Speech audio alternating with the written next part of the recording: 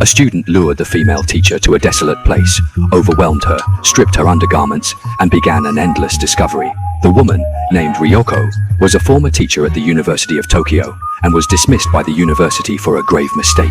With no other options, she came to this remote place to seek help from her friend Ailing.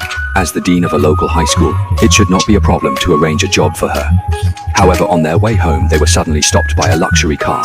Inside were a group of unruly delinquents, also Ailing students. Brandishing knives, they were extremely arrogant. When the two women refused to get out of the car, the thugs cut through the safety cover. Ailing managed to break free first and ran out, leaving her unfortunate friend to be rudely treated by two thugs. Fortunately, Ryoko had learned some self-defense and quickly subdued the attackers, but Ailing was not so lucky. She was cornered by the students by a riverside and was about to suffer harm when at a critical moment her friend came to the rescue with a stick, barely escaping danger. The hooligans immediately begged for mercy and left, but Ryoko was not one to forgive and beat them until their noses were blue and faces swollen.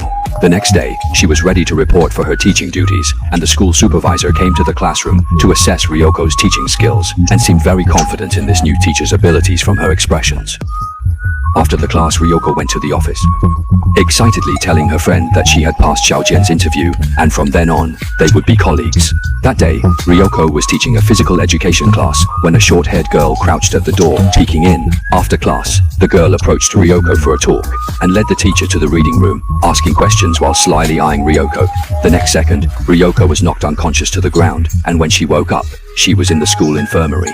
The friend was very worried and stayed beside the bed. In addition to the girl, there was also a man with a stubbled face in the room.